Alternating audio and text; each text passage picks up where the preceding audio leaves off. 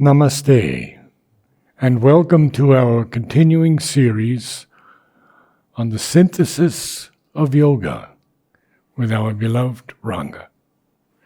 We are on page 58, the development of the experience in its rapidity. So, we are in the chapter, the four aids. And he has told us that the four aids are, first of all, the Shastra, the written word, which is the summarization of all the experiences of the past saints and rishis and those who have had the knowledge of the divine. Then he has dealt with the Shastra. Now he says, the rest depends upon personal effort and experience and the power of the guide. So now he is going to speak about your personal effort, the utsaha, and then he will come to the power of the guide, which is the guru. So the paragraph, the text we are going to read now is about your effort, utsaha. The development of the experience in its rapidity, its amplitude, the intensity and power of its results depends primarily in the beginning of the path and long after on the aspiration and personal effort of the sadhaka. The process of yoga is a turning of the human soul from the egoistic state of consciousness absorbed in the outward appearances and attractions of things to a higher state in which the transcendent and universal can pour itself into the individual mold and transform it. The first determining element of the siddhi is therefore the intensity of the turning, the force which directs the soul inward. The power of aspiration of the heart, the force of the will, the concentration of the mind, the perseverance and determination of the applied energy are the measure of that intensity. The ideal sadhaka should be able to say in the biblical phrase, "My zeal for the Lord has eaten me up." It is this zeal for the Lord, utsaha, the zeal of the whole nature for its divine results, vyakulata, the heart's eagerness for the attainment of the divine, that devours the ego and breaks up the limitations of its petty and narrow mold for the full and wide reception of that which it seeks, that which, being universal, exceeds and, being transcendent, surpasses even the largest and highest individual self and nature. So, he is describing the enthusiasm and the effort that the sadhak puts in. And the effort has got many aspects.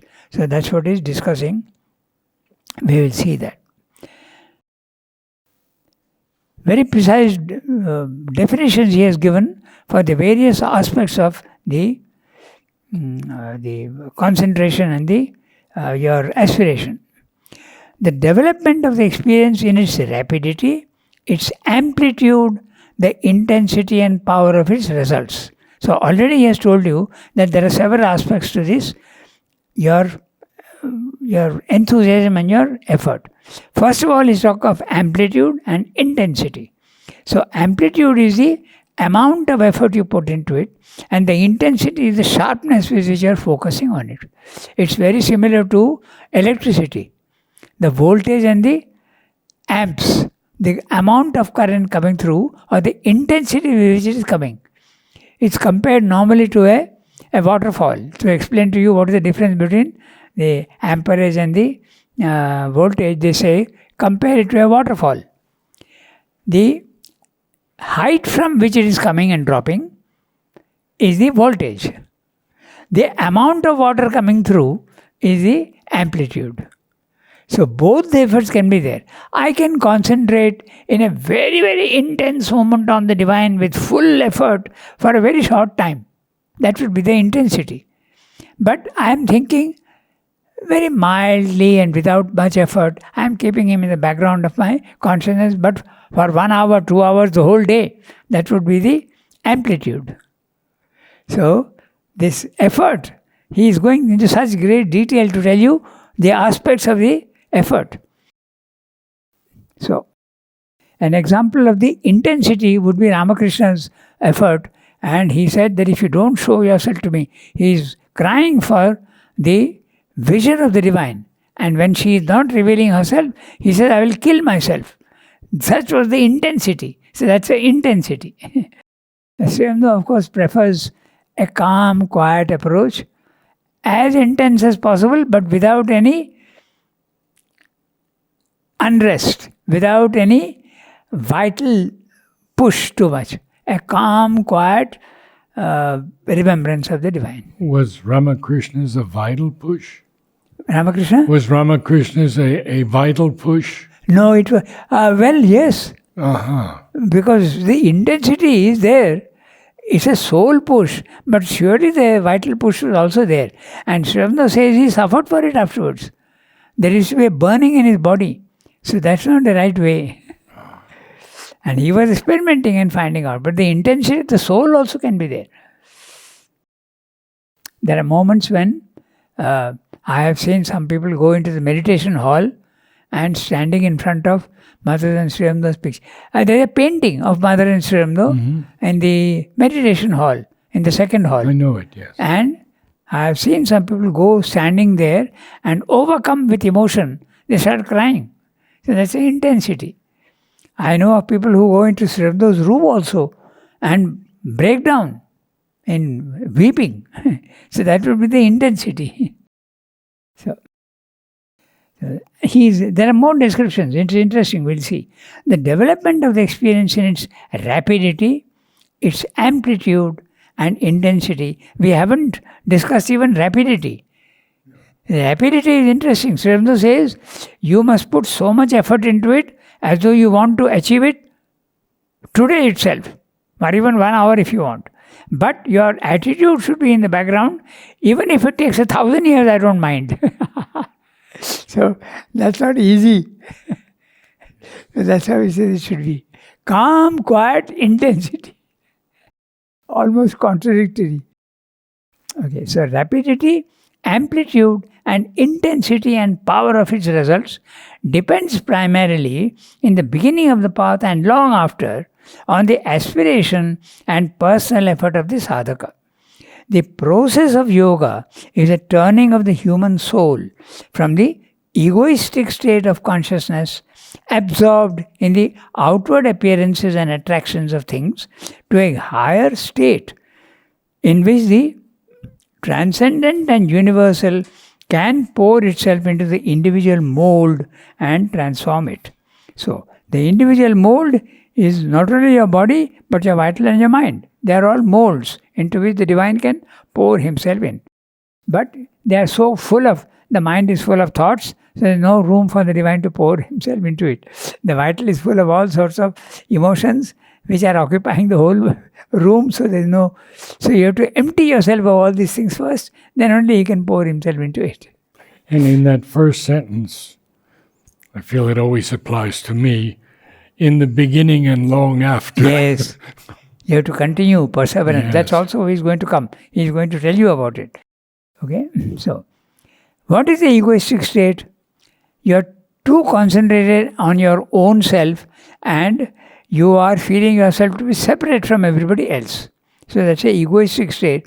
And most of the time, it is outward oriented. All our senses are outward oriented. The world outside is more real to us than the world inside. It should be exactly the opposite. Mother uses the word renversement de conscience. It should be a reversal of consciousness. The inside should be more real than the outside. That takes a long time. So, that's what he's saying. The egoistic state, absorbed in its outward appearances and attractions of things to a higher state in which the transcendent and universal. Note, the transcendent is outside the universe, God himself, and universal also there are forces, and both of them can pour themselves into the human mold, the individual mold and transform it. There is a very interesting phrase in Savitri where it says, I shall pour my delight into you as into a jar. So a jar is a mold. So your body, mind, life is a vessel into which he can pour himself in. So and transform it. The first determining element of the siddhi is therefore the intensity of the turning, the force which directs the soul inward. You have to go inward. You have a whole chapter on this in Life Divine, the Vedantic methods of knowledge. Scientific method of knowledge is to use your senses and go outwards into the physical world. The yogic method of knowledge is to go inwards and find out there, everything is there already hidden in you as in a seed form. So that's what he's saying, directs the soul inward. But the direction of the turning, so important, isn't it? The intensity of the turning. That's right. Okay? The first determining element of the siddhi. Siddhi is clear. Siddhi is the word siddh, means to come to maturity. Okay? When you are boiling something, you say, is it cooked well? So siddhi is that. Siddha means well cooked, mature. So when your nature is now ready to receive, you are matured, you are ready for the higher to come into the lower. You should not be raw. The word siddhi is there. Okay, so is therefore the intensity of the turning, the force which directs the soul inward. The power of aspiration of the heart, the force of the will, the concentration of the mind, the perseverance and determination of the applied energy are the measure of that intensity. So many things he's talking of. All of these belong to the effort that you put in. Power of aspiration, a constant wanting to refer to the divine, aspiration of the heart. The force of the will, there is also a will that yes, you may fail, but you must constantly keep pressing. Then the intensity of the, concentration of the mind. So you have to use all your parts. The mind you have to use your will as well as the emotional part of the heart. All of them you have to concentrate. And the perseverance and determination of the applied energy are the measure of that intensity. Your whole being is participating in the aspiration and the effort. Perseverance and determination of the applied energy are the measure of that intensity. The ideal sadhak should be able to say in the biblical phrase, my zeal for the Lord has eaten me up. What has been eaten up? The unimportant parts of you, your body, mind, life. No importance at all. Your soul is the most important, and that is living. The rest is all, in a sense, dead. You have no importance to that. This reminds me of the intensity of aspiration as described by Ramakrishna. He says that when you take someone's head and put him into water and keep him immersed in water, when he can't stand that anymore and comes out gasping for breath, that should be the amount of intensity that you should have for the divine. So rare. But that's the image he gave. So, my zeal for the Lord has eaten me up. It is the zeal for the Lord, utsaha, the zeal for the whole nature, for its divine results. Vyakulata. Vyakulata, the Sanskrit word means unrest, an over-eagerness for the result. Okay? The heart's eagerness, there you are, he's using the word, for the attainment of the divine, that devours the ego and breaks up the limitations of its petty and narrow mold for the full and wide reception of that which it seeks. It depends on what you are seeking. You may be seeking for knowledge, you may be seeking for ananda. You could even, mostly it is these two, either knowledge or ananda or union with the divine, love. Okay, and it could also be even power. Sometimes you're seeking for power, but that's not a very a bit suspect. because why do you want power? It's very difficult to have power without ego. Yeah? So mostly it is that. So Srimad is keeping it wide. He's saying, wide reception of that which it seeks, that which, being universal, exceeds, and being transcendent, surpasses even the largest and highest individual self and nature. The individual self also. The self is your true being, and your nature is your body-mind life. So you're going beyond your body-mind life, and you're even going beyond your individual self. Okay, so we go to the next para. When Srimad uses the word nature, he normally means your outer nature, your body-mind life. Okay, so Unless he capitalizes it. yes, then it would be the higher nature. There is a para prakriti and a apara prakriti. There is a higher nature and a lower nature. The lower nature is your body-mind life with all its defects. But the higher nature is the divine nature. Generosity, benevolence, love, compassion, power, all that is the higher nature. Okay. But this is only one side of the force that works for perfection. The process of the integral yoga has 3 stages, not indeed sharply distinguished or separate, but in a certain measure successive. There must be first the effort towards at least an initial and enabling self-transcendence and contact with the divine. Next, the reception of that which transcends, that which we have gained communion, that with which we have gained communion into ourselves for the transformation of our whole conscious being. Last, the utilization of our transformed humanity as a divine center in the world. So long as the contact with the divine is not in some considerable degree established, so long as there is not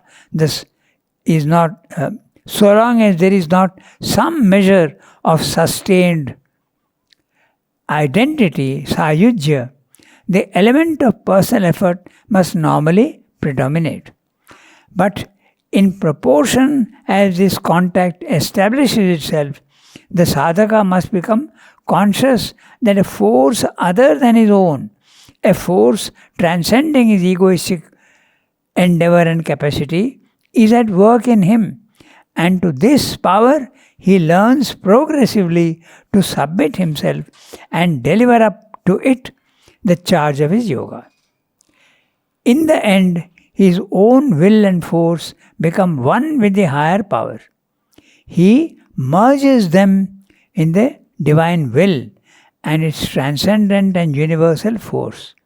He finds it thenceforward presiding over the necessary transformation of his mental, vital and physical being with an impartial wisdom and provident effectivity of which the eager and interested ego is not capable. It is when this identification and the self-merging are complete that the divine center in the world is ready. Purified, liberated, plastic, illumined, it can begin to serve as a means for the direct action of a supreme power in the larger yoga of humanity or superhumanity, of the earth's spiritual progression or its transformation.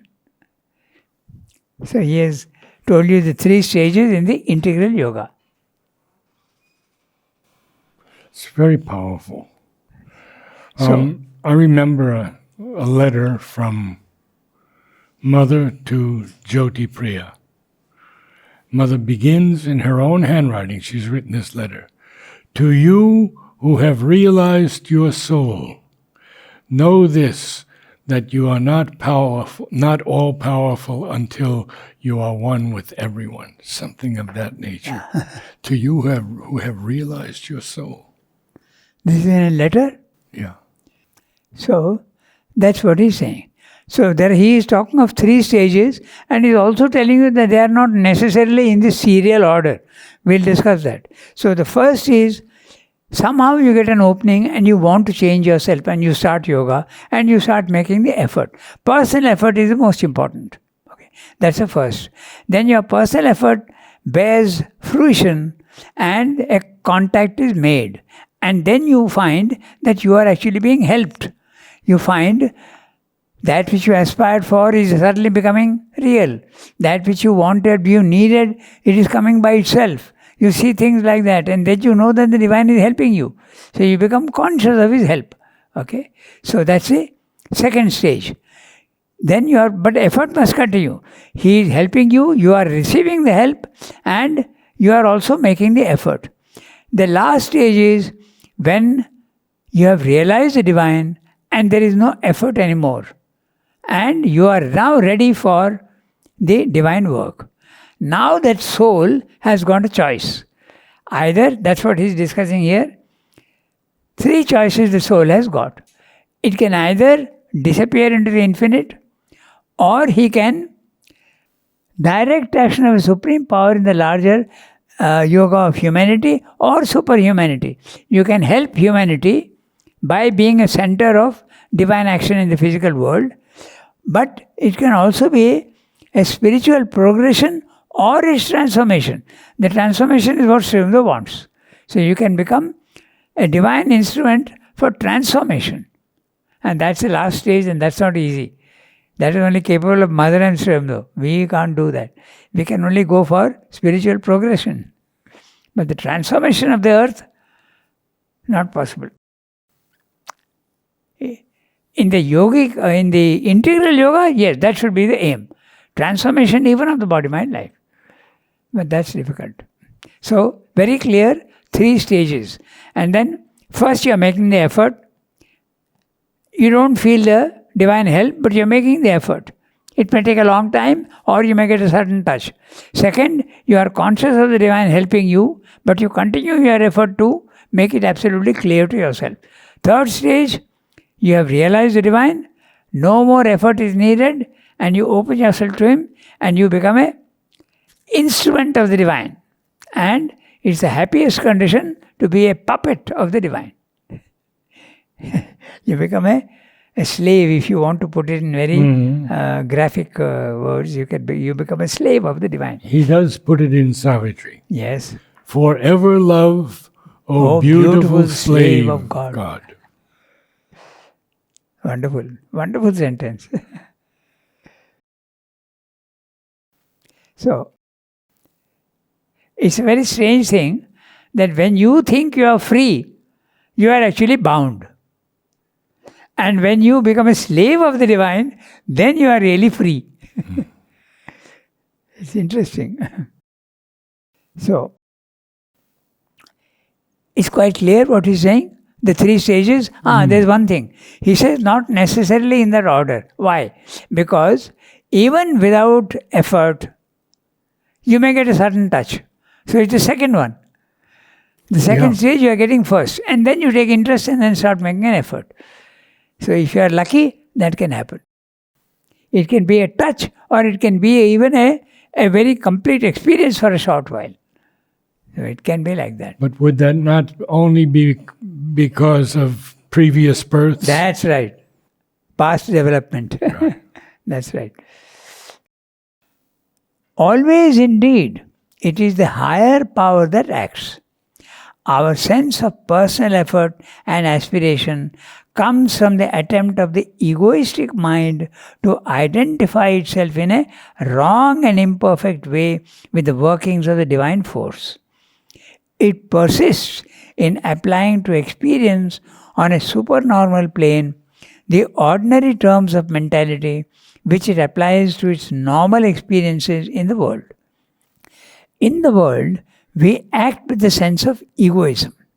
We claim the universal forces that work in us as our own. We claim as the effect of our personal will, wisdom, force, virtue, the selective, formative, progressive action of the transcendent in this frame of mind, life and body. Enlightenment brings to us the knowledge that the ego is only an instrument. We begin to perceive and feel that these things are our own in the sense that they belong to our supreme and integral self, one with the transcendent, not to the instrumental ego. Our limitations and distortions are our contribution to the working. The true power in it is the divine's. When the human ego realizes that its will is a tool, its wisdom, ignorance and childishness, its power, an infant's groping, its virtue, a pretentious impurity, and learns to trust itself to that which transcends it, that is its salvation. The apparent freedom and self-assertion of our personal being, to which we are so profoundly attached, conceal a most pitiable subjection to 1,000 suggestions, impulsions, forces, which we have made extraneous to our little person. Our ego, boasting of freedom, is at every moment the slave, toy, and puppet of countless beings, powers, forces, influences in universal nature. The self-abnegation of the ego in the divine is its self-fulfillment. Its surrender to that which transcends it is its liberation from bonds and limits and its perfect freedom. So here he is giving us a few very, very hard-hitting facts. Yes. So what we think is our virtue is just childishness, he says. Very strong language. Let's have a look at it and see what is meaning. So, always indeed it's a higher power that acts. You may feel, I am putting in my effort. But that's an impression that you have. Actually, it's the higher power that is acting through you, but you're not conscious of it. And you feel that I am acting. This is something that we have to understand. Our body, our vital and our mind are part of universal nature. And universal nature is dictating terms to the mind, to the vital and the body. The body is being manipulated by physical forces. What you eat is a physical force, and that is determining your health and your body condition, what you eat. Then also what you breathe. Okay, you may be breathing pure air or you may be breathing foul air. That's going to determine. So the universe is determining your body condition. Then the vital. You think that your vital is having desires and having effort. Actually, it is a universal vital which is moving you like a puppet. You're not conscious of it. And your thoughts, you think, I am thinking, nothing of the sort. It's a universal mind which is sending thoughts into your mind. And we think that we are doing it. It's very similar to, usually we give the example of this. The tree is growing. You plant a seed in the ground and the tree starts growing. Does the tree think that I am growing? Who is making it grow? It's universal nature. Sunlight, water, okay? And the soil. That's what is making it grow. It's nature. But it's the same for us. But we think, because we have an ego, we think that we are doing. So why is the ego necessary? Why don't we be like the tree? Because you have to centralize yourself for experience. So the ego is very necessary to centralize yourself. Otherwise you will be motiveless and you will be like a leaf in the wind. So you have to centralize yourself for experience in the physical world, and so the ego is the helper, then the ego becomes the bar. But the ego is very necessary first to centralize yourself.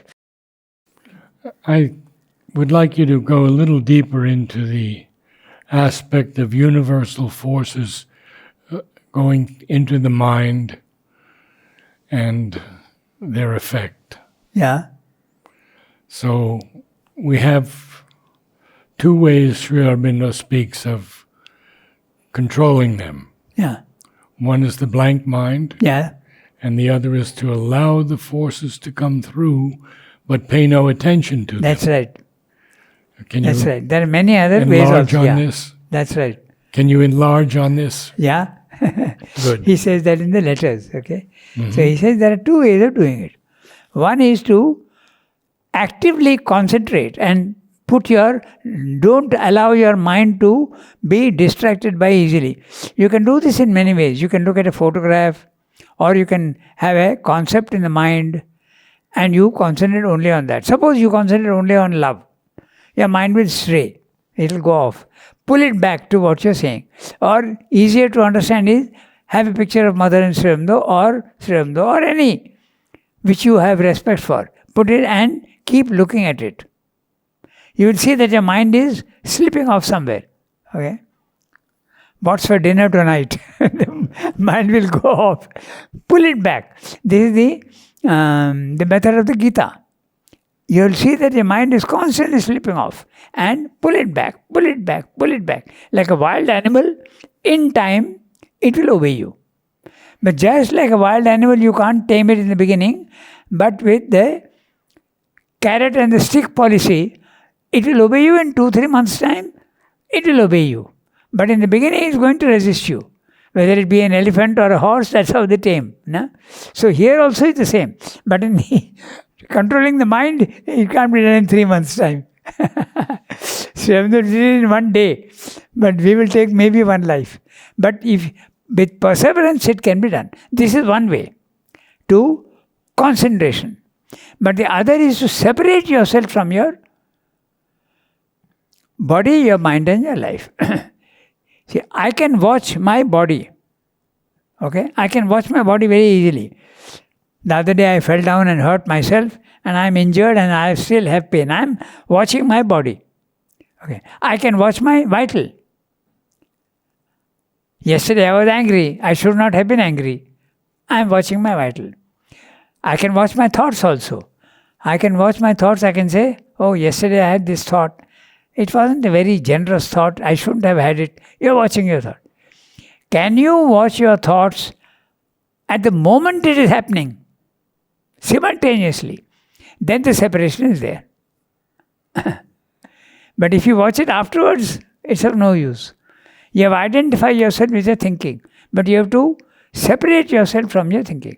So what happens slowly, you can develop that habit. That also takes time. There is a longer period, and that's the method advocated in the Sankhya philosophy. We'll see that in the Gita.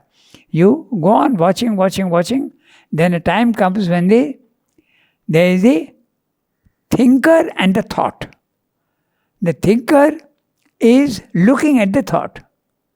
But at our level, the thinker and the thought are the same. But you have to separate yourself. And when you separate yourself, Purusha and Prakriti become separate and you escape from your body-mind life. That's the two methods. But Sri Aurobindo is another third method, which is a very interesting thing he says. Instead of quieting the mind, develop your mind fully. He says, let the mind become fully developed and ripe, then it will find its own goal. So there are so many ways of doing it. Usually the best way is to calmly, quietly watch your mind. But if you are a sufficiently strong person and you have the power of concentration, then you can do that. And what do you concentrate on? You can concentrate on, as I said, a photograph, or they also do it with a candle. In a room where there is no wind, just go on looking at that. Okay? A flame. Or the tantric method is just a point, a bindu on a white sheet of paper, just one dot. They call it a tratak. There is a whole method in that. The tratak is just to look at one point and let your mind not move away from that. So these are all difficult things, but they are all ways to do it. So what Sri Aurobindo is saying is, when we feel that I am thinking, I am having emotions, I am acting with my body, you are wrong. You are not doing anything. Universal nature is making you dance to its own tune. Okay, but you think that you are doing. When the separation comes, then you realize that you are doing nothing. You are only the witness, you are the watcher, you are the sakshi. You are just watching, and nature is going on its own. This is the first step, liberation. In all Indian traditional yoga, the first step is liberation. The body-mind life will go on with its old habits. But you are free, the soul is free. Okay? When, in our case, the soul is identified with the body-mind life. That should not happen. You have to separate yourself. Okay? So, our sense of personal effort and aspiration comes from the attempt of the egoistic mind to identify itself in a wrong and imperfect way with the workings of the divine force. So, the wrong and imperfect way is you are not conscious that it's a divine force which is making you do. You think it's your own force. That's a wrong way. But there can be a right way also. You are realizing fully well that the divine is helping you and you cooperate with the divine. Yes, it's not my effort. You are doing. I surrender to you. You do whatever you need through me. I'll try and cooperate with you. I'll keep myself open to you. That's a surrender path. So, that's why Saint is saying wrong and imperfect way with the workings of the divine force. It persists in applying to experience on a supernatural, supernormal plane the ordinary terms of mentality which it applies to its normal experiences in the world. Even the other experiences that you have, normally we think that we are doing everything. That's what it's meaning in this sentence. It persists in applying to experience on a supernormal plane the ordinary terms of mentality which it applies to its normal experiences in the world. In the world, we act with a sense of egoism. We claim the universal forces that work in us as our own. But they are not our own, they are universal. We claim as the effect of our personal will, wisdom, force, virtue. Okay? I am very virtuous. I have got power. I have got wisdom. I have got will. The selective, formative, progressive action of the transcendent in this frame of mind, life and body. So, the divine is working through you, and when you are developing yourself, it is selective. It is selecting which part of you should develop first. Whether it should be the body for an athlete, or whether it should be the vital and the emotional part for a poet or an artist, or it should be the mind for a philosopher. It's selecting. It is selecting depending on how you are built, your nature. Selective, formative. Slowly it is forming you, making you more and more perfect. Progressive action of the transcendent in this frame of mind, life and body. So, at whatever stage you are, it's always a divine force which is slowly molding you and taking you upwards. That's what it's meaning. Even when we are not conscious. But a time comes when we become conscious that the divine is actually doing all these things in you. Many people have felt that, and G.T. Krishnamurti used to call it the process. He had a word for it. He would see the changes in himself happening and he would call it the process. Sri Aurobindo was very clearly conscious of the forces, and he recorded all that very, very clearly in his the record of yoga. Okay, he's saying that the shape of the toenails is changing. Okay, the color of his skin is changing. The teeth are becoming white. I don't need to brush my teeth anymore. I don't need to put hair on my oil on my hair. It's automatically it is coming. It is being taken care of. He was conscious of all these changes in the body. You don't even need to be a yogi sometimes to notice this.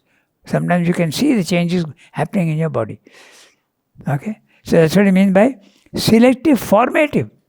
And it's also progressive. Psychologically also you are progressing. So he told you three things. Selective, formative, progressive action of the transcendent, where in your the frame of mind, life and body. Very clear what he's saying.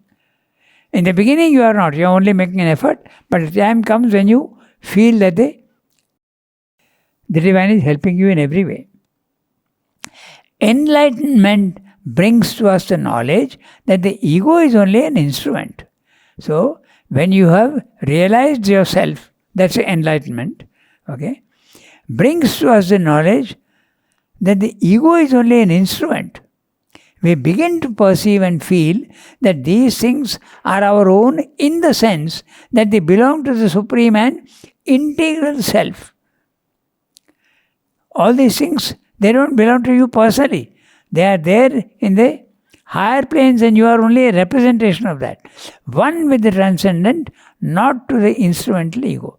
Not the word instrument. The ego is an instrument which makes you progress. If the ego is not there, you will be, as I said, like a leaf in the wind. No motive, no direction, no focus. So ego is very necessary for direction, focus, motive. So you would say that's as relevant today as it was when he wrote it? Yes, it depends on the person. Yeah. There are people who are advanced in, and those who are not yet developed enough as human beings. That's happening all the time. No? There are so many levels of human beings. So the ego is a helper. But it limits you and makes you develop. But the moment you feel that you are too restricted, then the ego has to start slowly disappearing. So, our limitations and distortions, now that's a very strong hit, okay? He's hitting us hard. Our limitations and distortions are our contribution to the working. The divine is working through you. You are not cooperating. In the beginning only you are limiting and distorting whatever is sending to you.